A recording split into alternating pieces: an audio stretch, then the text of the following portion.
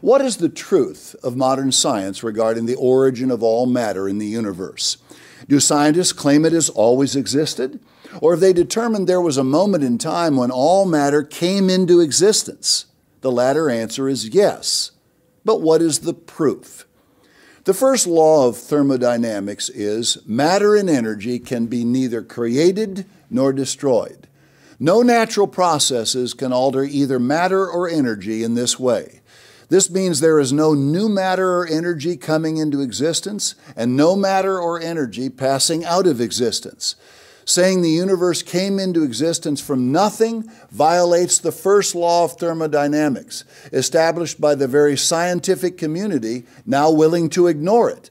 This law plainly demonstrates that the universe and all matter and energy within it must have had a divine origin, a specific moment in which it was created by someone all-powerful.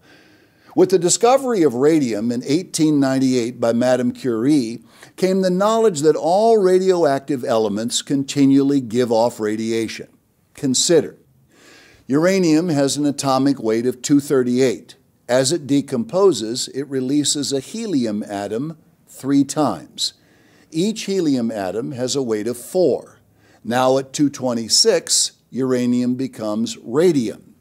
Radium continues giving off additional atoms until eventually the end product becomes the heavy inert element lead. This takes a tremendous amount of time. Just radium becoming lead requires 1,590 years. What's the point? There was a time when uranium could not have existed because it always breaks down in a highly systematic and controlled way. Not stable like lead or other elements, uranium breaks down. So there was a specific moment when all radioactive elements came into existence. Remember, all of them, uranium, radium, thorium, radon, polonium, protactinium, and others, have not existed forever. This represents absolute proof that matter came into existence. In other words, matter has not always existed. This flies directly in the face of evolutionary thought, that everything gradually evolved into something else. The problem?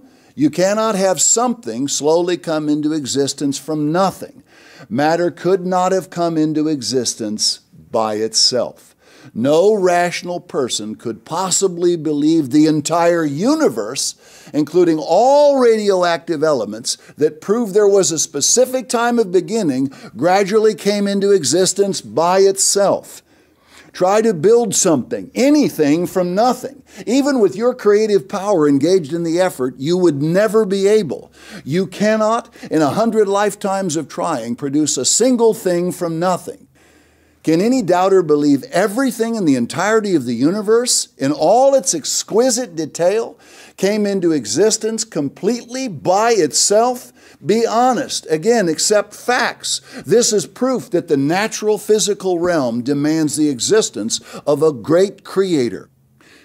The second law of thermodynamics is best summarized by saying everything moves toward disorder, a condition known as entropy.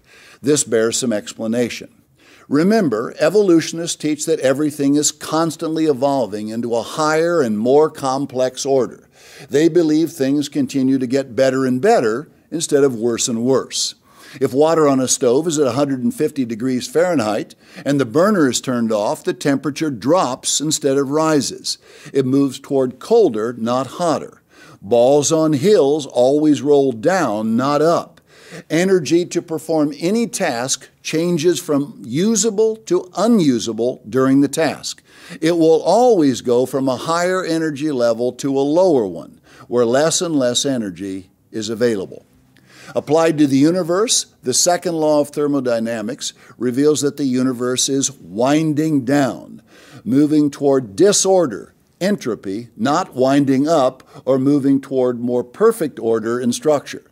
In short, the entire universe is slowing down.